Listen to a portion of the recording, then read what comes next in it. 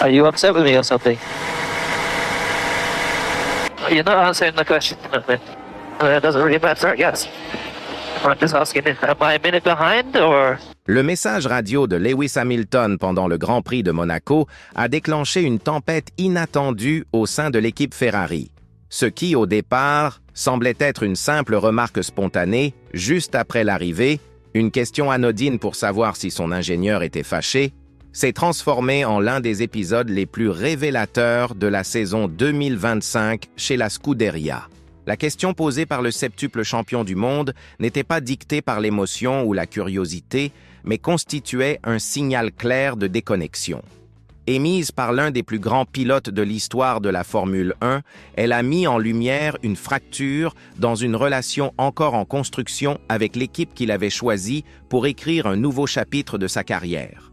Cette situation ne s'est pas produite par hasard. Elle a émergé au terme d'un week-end compliqué, marqué par des décisions stratégiques floues, des messages ambigus et des réponses si peu claires que le pilote a lui-même reconnu qu'il ignorait totalement sa position en course.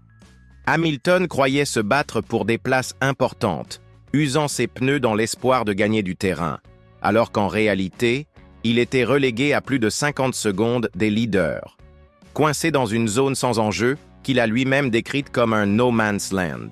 Et ce qui a aggravé la situation, c'est que lorsqu'il a tenté d'obtenir des explications auprès de son ingénieur Riccardo Adami, il n'a reçu que le silence en retour. Ce silence ne s'est pas limité aux ondes radio.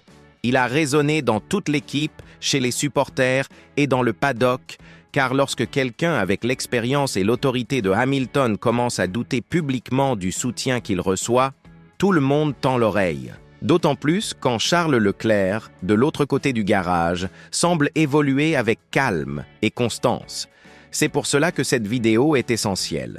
Ce qui s'est passé dans les rues de Monte-Carlo n'était pas simplement une journée frustrante au travail. C'était un tournant, un signal d'alarme fort et clair, peut-être le plus flagrant jusqu'ici, que l'intégration entre Hamilton et Ferrari est encore loin d'être aboutie.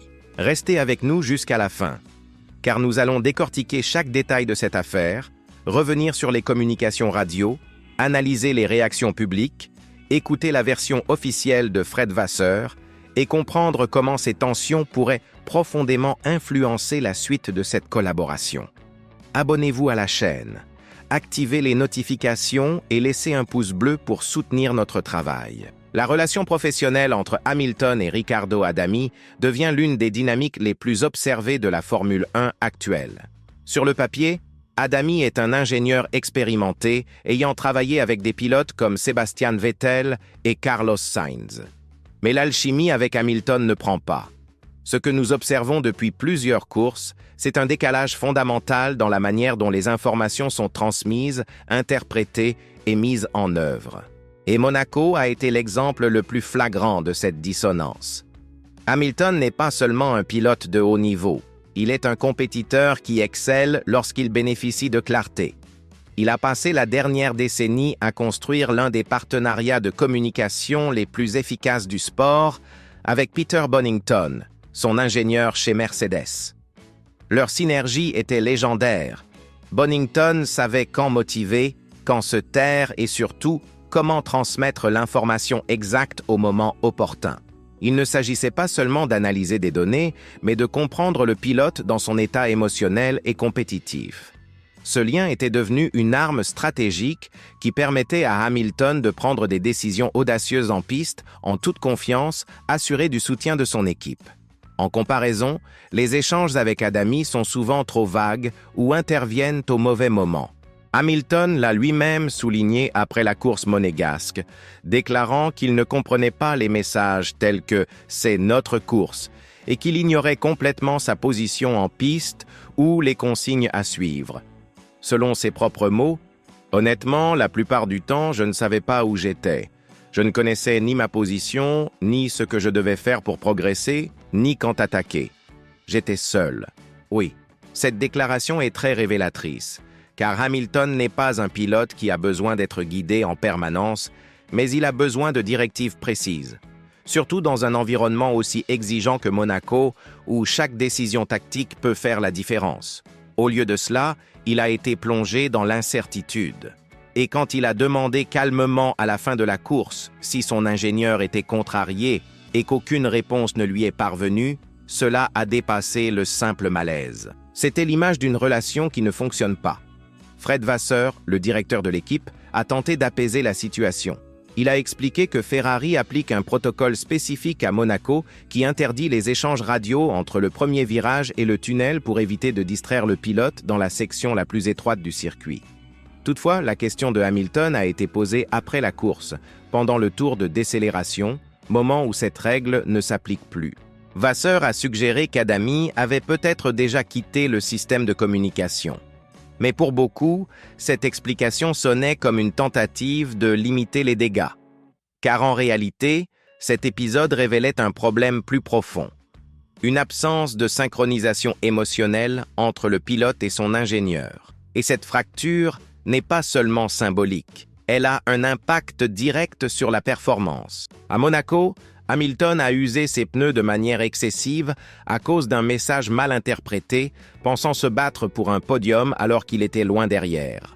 Vasseur a reconnu qu'il avait perdu environ 10 secondes dans le trafic, conséquence directe d'une pénalité sur la grille due à une erreur de communication lors des qualifications. Pendant ce temps, Charles Leclerc vivait un week-end fluide. Il recevait des mises à jour régulières, des instructions claires, et a mené une course sereine et précise. Le contraste est frappant. Un pilote bénéficie de tout ce dont il a besoin pour réussir. L'autre est dans l'ombre. Ferrari affirme travailler à l'amélioration de la communication interne et Vasseur insiste sur l'absence de tension entre Hamilton et Adami.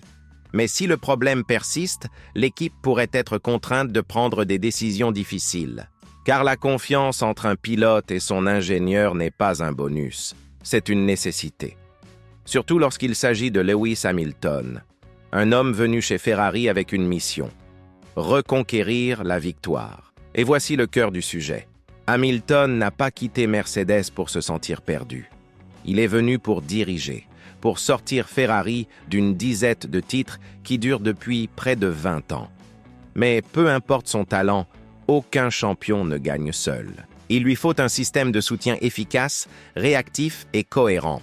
Sans cela, la frustration s'accumule, le silence devient assourdissant et ce projet ambitieux risque de s'effondrer avant même d'avoir commencé. Ce qui se déroule entre Hamilton et Ferrari dépasse le simple cadre d'une adaptation à une nouvelle équipe. Cela devient un cas d'école montrant comment même le pilote le plus titré et le plus expérimenté de l'histoire peut être limité, non pas par ses capacités ni par sa voiture, mais par un défaut fondamental dans la communication. Et comme le Grand Prix de Monaco l'a démontré, ce ne sont pas de simples erreurs isolées, c'est une faille structurelle qui peut tout compromettre. À ce stade de sa carrière, Hamilton ne cherche pas seulement des victoires, il veut laisser un héritage. Il a rejoint Ferrari pour bâtir quelque chose d'exceptionnel, pour redonner vie à une écurie encore hantée par 2 décennies de sécheresse. Mais ce que les dernières semaines ont révélé, particulièrement à Monaco, c'est que Hamilton se bat non seulement contre ses adversaires en piste, mais aussi contre le désordre en coulisses. Le silence à la radio, les ordres stratégiques mal compris, les consignes floues, ce ne sont pas des maladresses passagères. Ce sont des fissures dans une structure censée porter un champion. Même si Ferrari affirme que tout va bien, que rien n'est personnel et que les protocoles sont respectés, le ton de Hamilton, son langage corporel et surtout ses propres paroles laissent entendre tout le contraire. Il n'est pas en colère, il ne lance pas d'accusations. Mais il est clairement déconnecté. Et lorsqu'un pilote comme Hamilton commence à douter de ce qu'il entend, ou pire, cesse d'attendre des réponses claires, les fondations vacillent. Pendant ce temps, Leclerc continue d'obtenir de bons résultats et bénéficie d'une communication fluide avec son côté du garage. Ce n'est pas seulement une bonne nouvelle pour lui, c'est un signe silencieux de l'endroit où se trouve aujourd'hui le centre de gravité opérationnel de Ferrari. Il devient difficile d'imaginer que les dynamiques internes ne basculent pas peu à peu en faveur de Leclerc, surtout après un podium à domicile et une confiance croissante au sein de l'équipe. Alors, que va-t-il se passer maintenant? Ferrari a 2 options. Soit elle considère Monaco comme un avertissement, un moment pour combler cette fracture, réorganiser sa structure technique et s'assurer que Hamilton reçoive le niveau de soutien et de clarté auquel il est habitué. Soit elle risque de voir cette relation se détériorer progressivement, course après course, car Lewis Hamilton donnera toujours le meilleur de lui-même. Mais aucun pilote, aussi talentueux soit-il, ne peut gagner avec des interférences radio et du silence dans les moments cruciaux. Il ne s'agit pas de chercher des coupables, il s'agit de trouver des solutions. Car si Ferrari veut vraiment se battre pour les titres avec Hamilton à la barre, elle aura besoin de plus que des améliorations techniques et des temps autour. Elle aura besoin de compréhension, de cohésion et d'une communication constante, non seulement pendant les courses, mais en tant qu'équipe unie, avec une vision partagée. Tout ce qui est en dessous de cela, et Ferrari pourrait perdre le pilote qu'elle espérait voir la ramener à la gloire. Non pas au profit d'une autre équipe, mais à cause de la désillusion. Si vous avez trouvé cette analyse éclairante, n'oubliez pas de liker la vidéo, de vous abonner à la chaîne pour plus de contenu approfondi sur la Formule 1 et d'activer la cloche pour ne rien manquer de cette saison si intense. Car si Ferrari ne corrige pas rapidement ce que Monaco a mis en lumière, la plus grande histoire de l'année 2025 pourrait ne pas être le nom du champion, mais comment le projet avec Lewis Hamilton s'est effondré avant même d'avoir véritablement commencé.